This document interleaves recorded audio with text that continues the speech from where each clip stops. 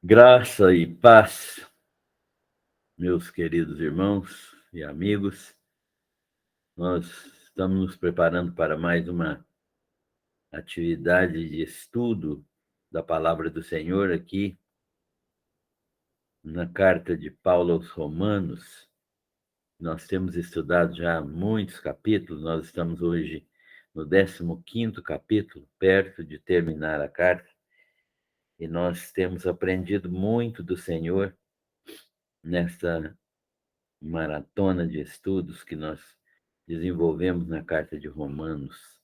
E nós queremos dar continuidade ao estudo de hoje, a partir do versículo 1 até o versículo 13 deste capítulo 15. Romanos 15, de 1 a 13. Nós vamos fazer a leitura agora, vamos orar e, em seguida, nós vamos meditar no texto que nós lemos. Diz o texto assim: Ora, nós que somos fortes, devemos suportar as debilidades dos fracos e não agradarmos a nós mesmos.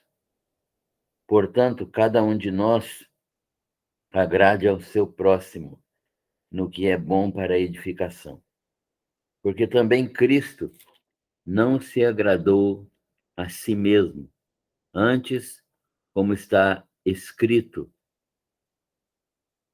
as injúrias que te ultrajavam caíram sobre mim, pois tudo quanto outrora foi escrito para o nosso ensino foi escrito, a fim de que, pela paciência e pela consolação das Escrituras, tenhamos esperança.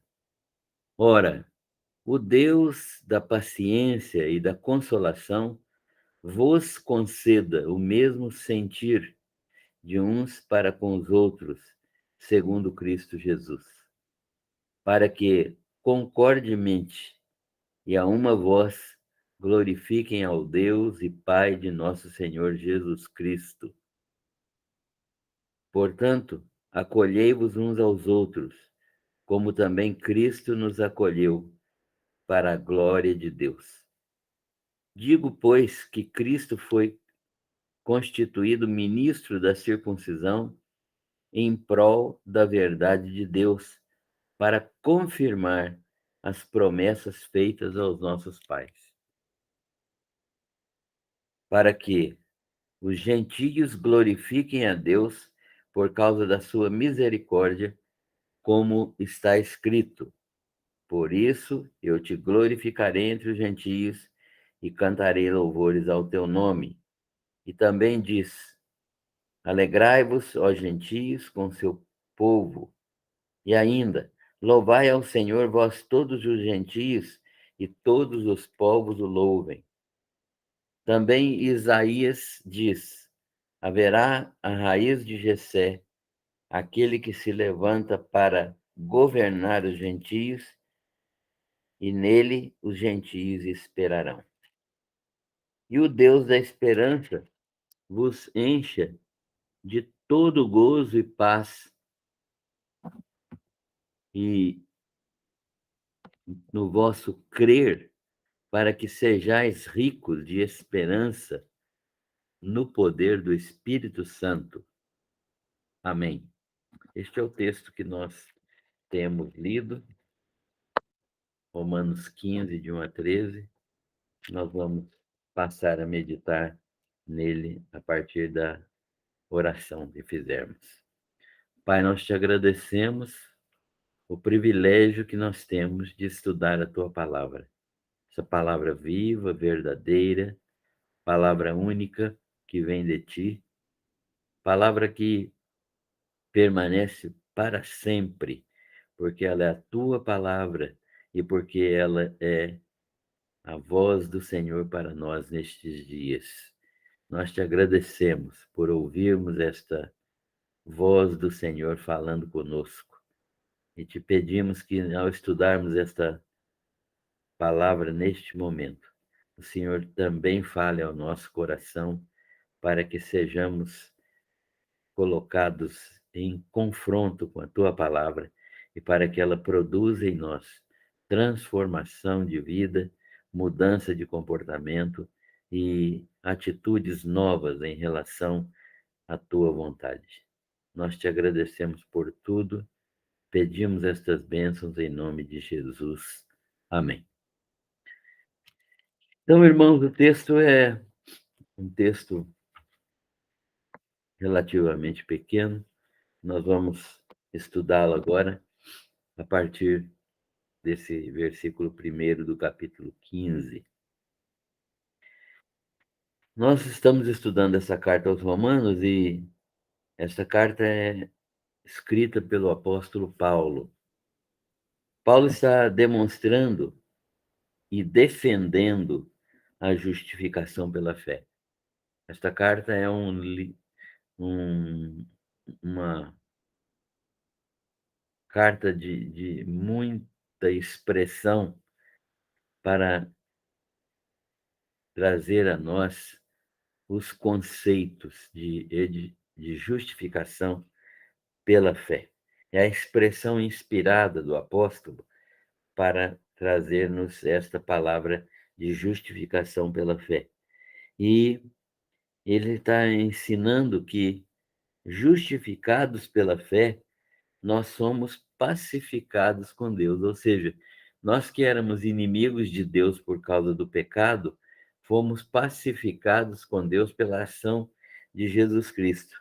E, pacificados com Deus, nós fomos reconciliados, ou seja, não apenas foi feita uma pacificação entre nós e Deus, mas nós fomos reconciliados, e isso significa que nós voltamos a ocupar o lugar que nós deveríamos estar ocupando, não fora a queda de Adão. Então, nós fomos reconciliados para pertencer à família de Deus. Isso é maravilhoso.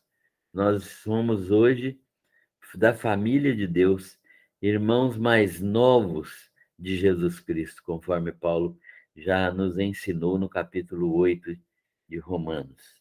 E nós somos, então, pertencentes à família de Deus. Isto é garantido pela, pela presença do Espírito Santo, o dom de Deus aos salvos, que é o Espírito Santo, né? E que nos capacita a viver uma nova vida.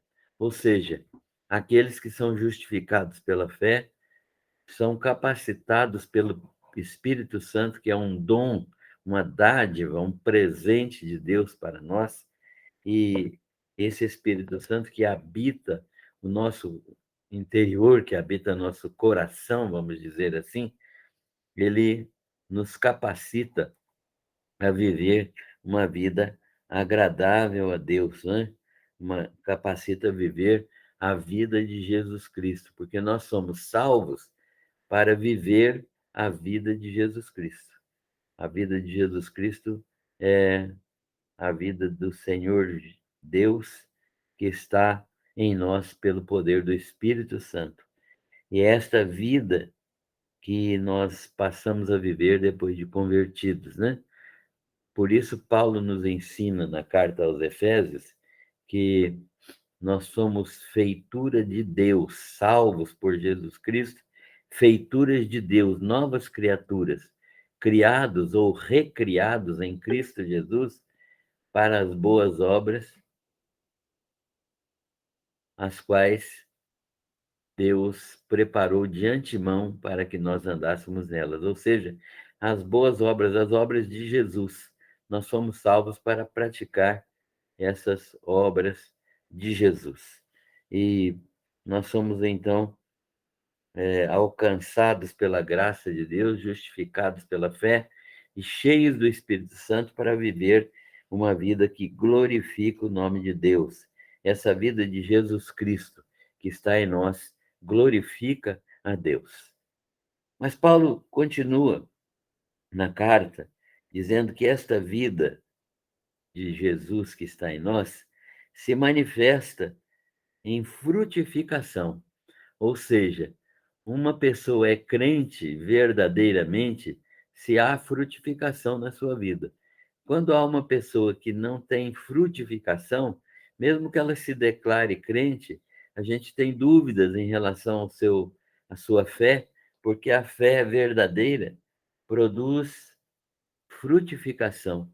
E essa frutificação significa reprodução das obras de Jesus. E por meio dos dons espirituais que Paulo já nos ensinou que Deus nos dá, por meio desses dons espirituais, que nós já estudamos também no capítulo 12, é que há o desenvolvimento de uma vida cheia de amor e sem hipocrisia, uma vida cheia de generosidade, cheia de paciência, de perseverança, de esperança.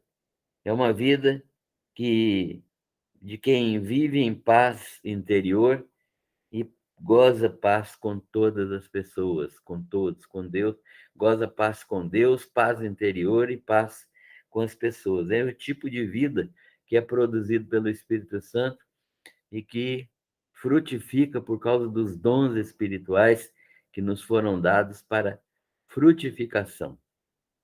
Então, nós recebemos esses dons para frutificação, para a glória de Deus. Paulo está ensinando que essa vida é uma vida que reage fazendo o bem, mesmo diante dos inimigos.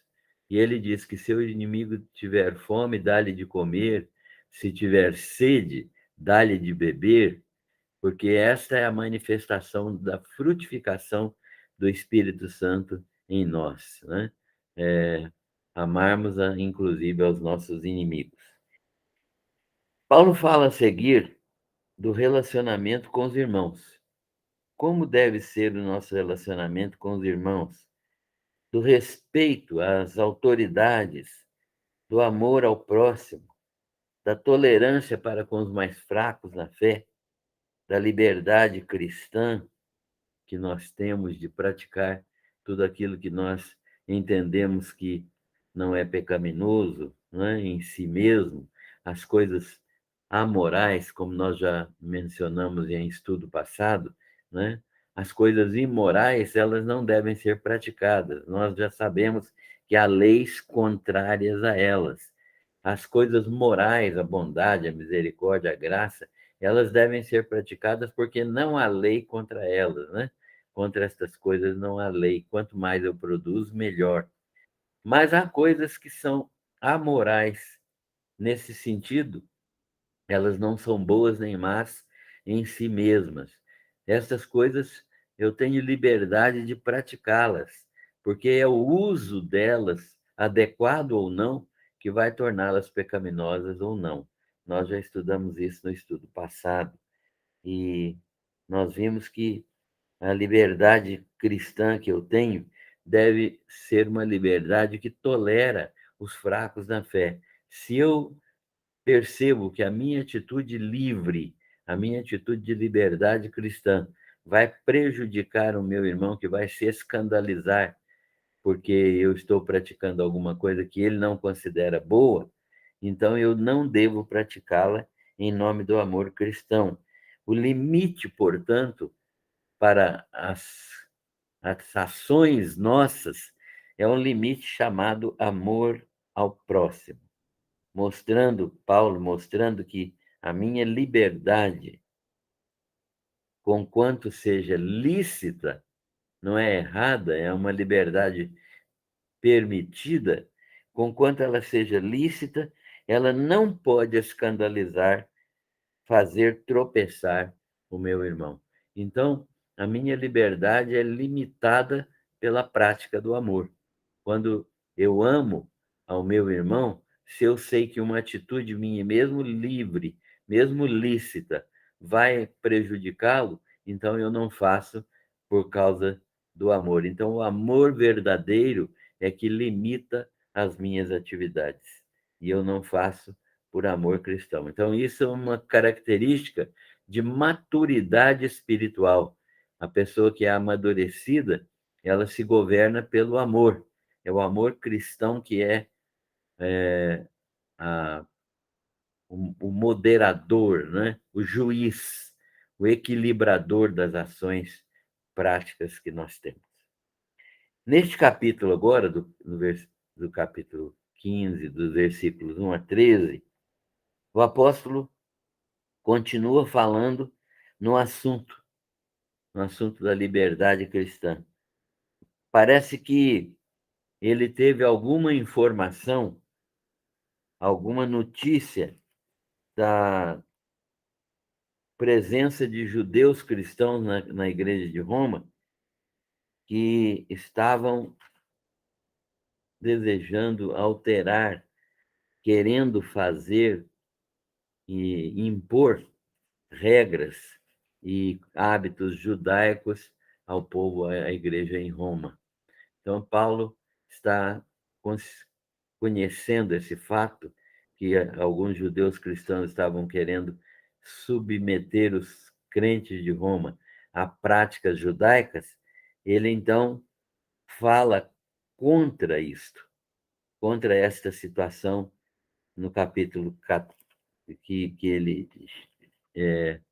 mencionou no capítulo 14, e agora no capítulo 15, ele vai conclamar os crentes a permanecerem na atitude de maturidade espiritual, ou seja, ele vai chamar os crentes a ordem, chamar os crentes a obedecerem a sua palavra e andarem demonstrando maturidade espiritual, que é a prática do amor. Paulo vai, na verdade, nesse texto que nós lemos, responder a uma pergunta retórica. Que pergunta retórica é esta? É uma pergunta que é imaginária, que serve para que a gente desenvolva um assunto em resposta a essa pergunta. Qual é a pergunta imaginária aqui? Por que razão eu deveria me restringir de praticar coisas que eu acho lícitas? Por que razão eu devo me restringir de praticá-las? Se eu as acho lícitas, eu não poderia praticá-las, por que então não praticar? E o apóstolo vai responder a isso. No texto, nós lemos que ele responde a isto, dizendo, primeiro, que os crentes fortes devem suportar as debilidades dos crentes mais fracos. Então, um crente forte quer dizer um crente que compreende que todas as coisas são puras para os que são puros, todas as coisas são lícitas, né? Um crente que tem essa experiência, que sabe que as coisas amorais não têm influência nenhuma na vida cristã, somente o uso adequado delas é que é importante ser observado. Os crentes que conhecem isso são chamados crentes fortes aqui pelo Paulo, eles devem suportar as debilidades dos mais fracos. Então, como crentes amadurecidos, nós somos convocados a suportar a debilidade dos mais fracos. O apóstolo, então, responde a essa questão, né? Por que que eu devo me restringir? E ele dá essa resposta. Primeiro, os crentes fortes devem suportar os mais fracos. Segundo, os crentes fortes não buscam sua própria satisfação. Que coisa impressionante, né? Nós vivemos de maneira não egocêntrica, não egoística. Nós vamos buscar não a nossa satisfação. Se ela prejudica o irmão, nós abrimos mão da nossa satisfação. Então, Paulo está dizendo: os crentes fortes não buscam sua própria satisfação, não buscam agradar a si mesmos, buscam predominantemente aquilo que edifica as pessoas. Paulo, então, está dizendo que Nós somos fortes quando abrimos mão de um desejo nosso para não agredir, para não escandalizar, para não pôr tropeço à vida de um irmão. Mas um terceiro motivo que Paulo dá para responder a essa pergunta, por que é que eu devo me restringir, é que os crentes fortes devem procurar agradar ao próximo naquilo que é bom para a sua edificação. Então, o crente não procura agradar-se a si mesmo, mas toma uma atitude ativa, positiva, de agradar o próximo. Não se submeter a agradar o próximo em tudo, mas naquilo que é bom para a edificação. Se é bom para a edificação do crente mais fraco, nós vamos praticar para que ele possa ser edificado. Mas nós temos o dever de ministrar também a esses crentes a verdade, para que eles possam crescer espiritualmente e se tornarem também crentes fortes, crentes que praticam e vivem o amor cristão. Uma quarta resposta que o apóstolo Paulo dá é que os crentes fortes devem seguir o exemplo de Jesus, devem imitar Jesus. Como é que nós devemos imitar Jesus? Porque ele não se agradou a si mesmo. Jesus não se agradou a si mesmo. Ele, pelo contrário, levou sobre si na cruz as contradições, as injúrias, as calúnias, ofensas e pecados nossos que caíram sobre ele. Ele não viu os seus próprios interesses, mas viu os interesses nossos. E foi por causa de zelar pelos nossos interesses que ele foi para a cruz em obediência ao Pai. Portanto, os crentes fortes devem imitar esta prática de Jesus, que se submeteu ao sofrimento para beneficiar os crentes, né? Beneficiar os homens que iam ser salvos. Paulo, então, argumenta dessas quatro maneiras respondendo essa pergunta, né? Mas ainda traz uma nova argumentação para com os romanos. Ele diz que nós temos orientação segura que tudo que foi registrado nas Escrituras foi feito para nosso ensino, de modo que devemos obedecer e permanecer pacientes, consolados pela palavra do Senhor, que nos traz esperança. Paulo está dizendo, então, que tudo aquilo que a palavra de Deus traz, escrita poderosamente pelo Espírito Santo, pela mão de pessoas que foram por ele inspiradas, essa palavra traz consolo, conforto, consolação, esperança, e que essa palavra do Senhor deve ser obedecida por nós. E é essa palavra do Senhor que deve ser obedecida por nós, que Paulo trouxe aqui. Ele diz assim: pois tudo quanto foi escrito outrora foi escrito para o nosso ensino, e a fim de que, pela paciência e pela consolação que vem das Escrituras, nós tenhamos esperança. Paulo está dizendo, então, que nossa esperança, que é o motor da nossa vida, está fundamentado nas Escrituras, e que as Escrituras foram escritas para nosso ensino e nossa correção. Então, as Escrituras nos têm ensinado a sermos pacientes, a sermos tolerantes, a sermos amorosos para com o próximo, e devemos obedecê-la, porque ela vem para nosso crescimento, ela foi dada para nosso ensino e para que nossa esperança de salvação seja fundamentada na palavra do Senhor.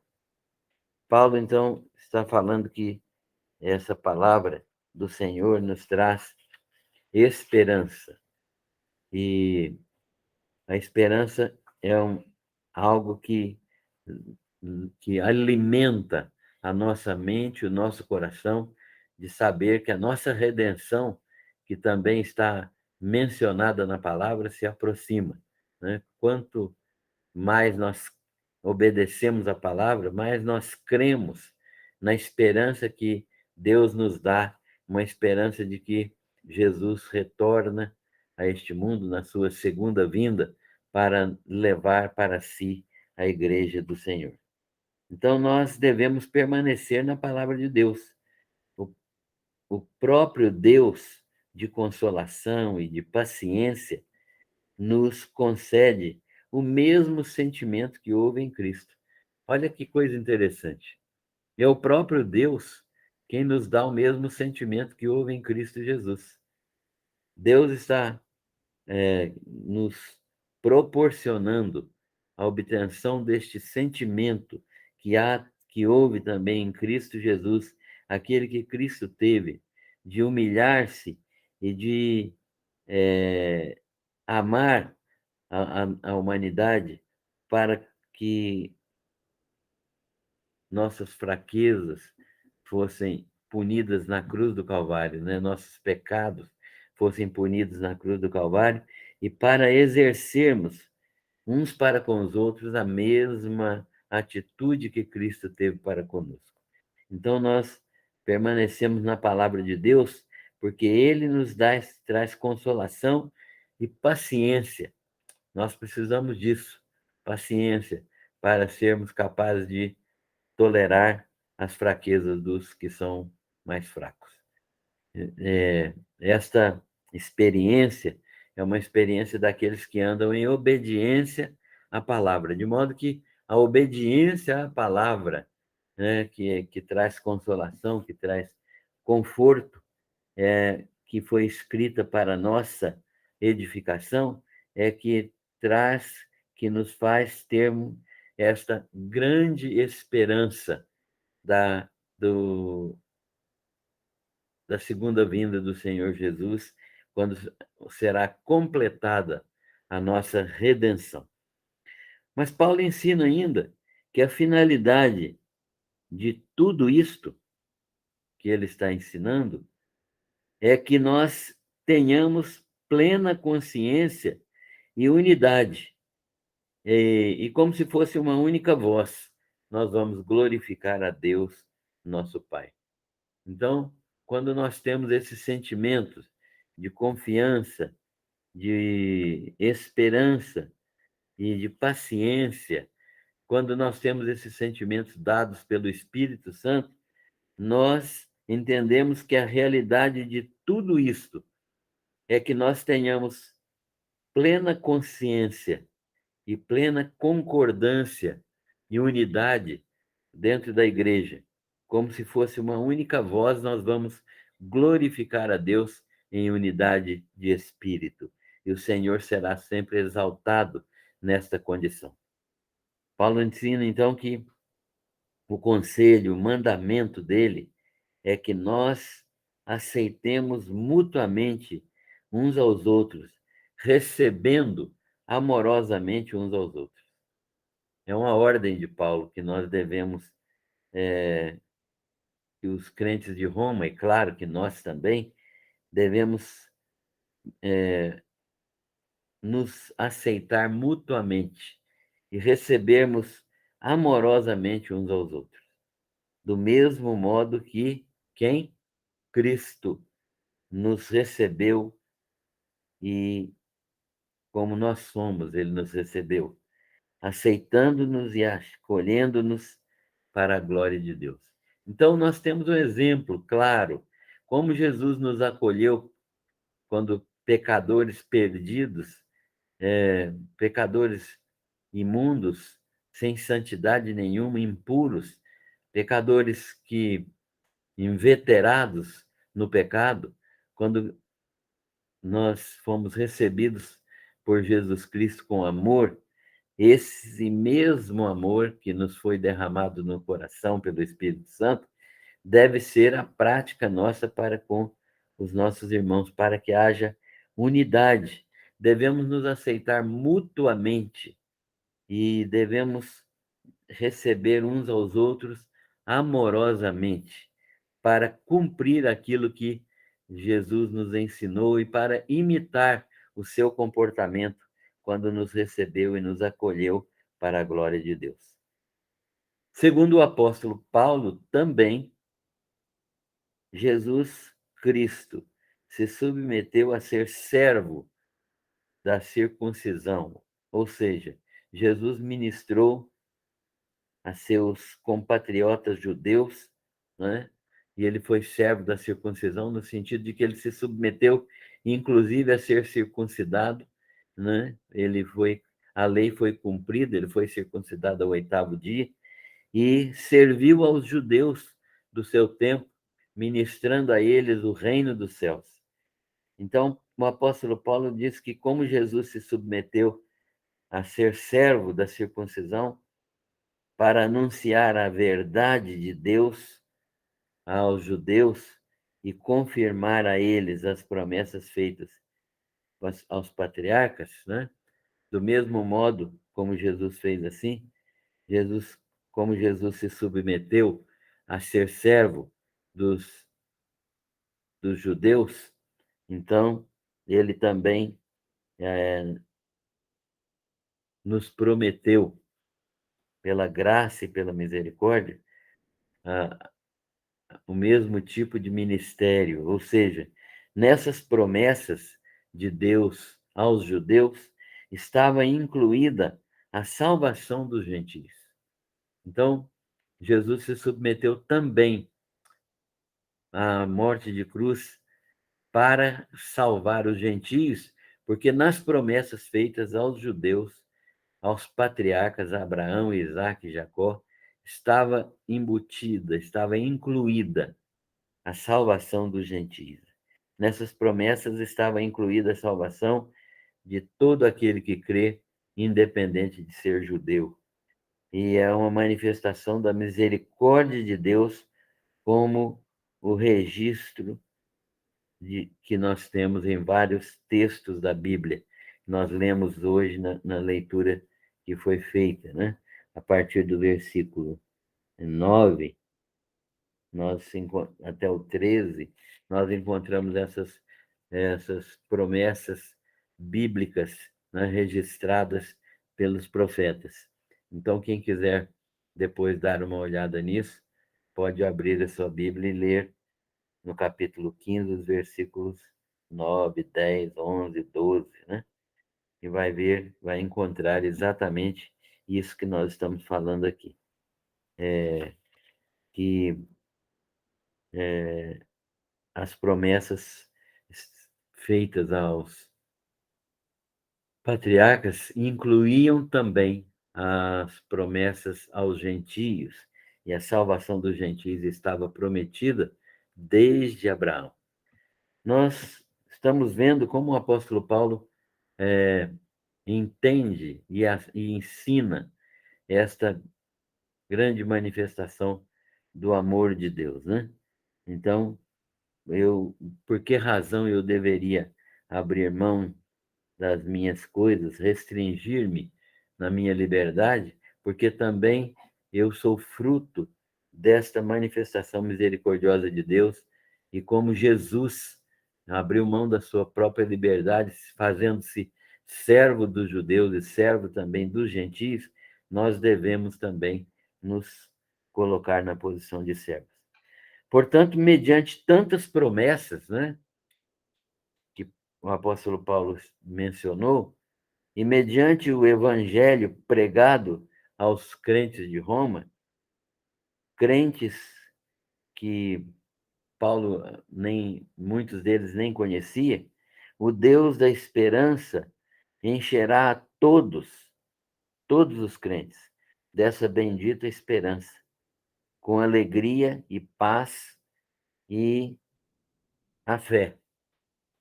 Alegria, paz e a fé que os crentes de Roma e nós também temos, e nos enriquecerá cada vez mais dessa esperança que é fruto do Espírito Santo. Ou seja, quanto mais nós manifestarmos esta graça em nossas vidas, alegria, paz e esperança vão encher a nossa vida por causa das misericórdias de Deus, né? Quanto mais fé nós tivermos nas promessas de Deus, maior a ação de Deus enchendo o nosso coração de alegria, paz e esperança. Paulo ensina isso aos romanos, então, demonstrando que eles agora recebem de Deus uma provisão muito grande da ação de Jesus Cristo misericordiosa e que os crentes de Roma devem, como nós também devemos, imitar Jesus Cristo na sua manifestação de graça para conosco, abrindo mão de estar no céu, juntamente com o Pai, para estar neste mundo sofrendo morte de cruz, para que a nossa vida fosse salva. Isso mostra como nós devemos ser misericordiosos uns para com os outros. Analisando agora, em conclusão, o que nós vimos e fazendo aplicações, nós podemos ver que a pergunta que Paulo, a retórica que Paulo respondeu, por que razão eu deveria me restringir de não fazer aquilo que eu quero, né? Nós vamos ver que as respostas de Paulo atendem a alguns preceitos. Primeiro de tudo, porque somos crentes em Jesus Cristo e estamos cheios do Espírito Santo e cheios da bendita esperança de consumação das promessas de Deus de salvar os gentios pela fé em Jesus Cristo. Então, nós podemos abrir mão de muitas coisas exatamente porque somos crentes em Jesus Cristo. Estamos cheios do Espírito Santo e cheios da bendita esperança que Deus planta em nosso coração, né, pela consumação das promessas de Deus de salvar os gentios pela fé, exclusivamente pela fé em Cristo Jesus. Você crê nisto? Que nós somos salvos pela graça, mediante a fé em Cristo Jesus? Se não crê, é hora de começar a pensar nisso. Segunda aplicação, segunda conclusão. Por que nós devemos nos restringir? Porque nossa liberdade cristã, que permite todas as coisas, né? Tudo é possível, todas as coisas mesmo me são lícitas, e tudo é puro para os que são puros, conforme a palavra nos ensina. Toda nossa liberdade cristã não pode ser colocada acima do meu irmão mais fraco. Então, a minha liberdade cristã, ela tem um limite. O limite é a vida do meu irmão. Se algo que eu pratico escandaliza meu irmão, eu devo deixar de praticar, ainda que seja lícito, ainda que seja puro.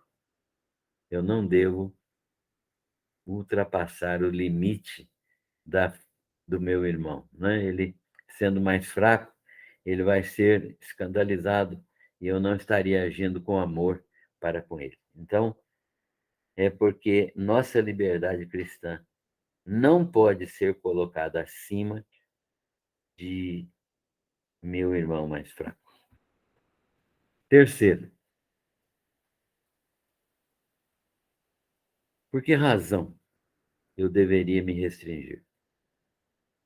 Porque, como crentes amadurecidos, devemos suportar, como Jesus suportou, as fraquezas de nossos irmãos.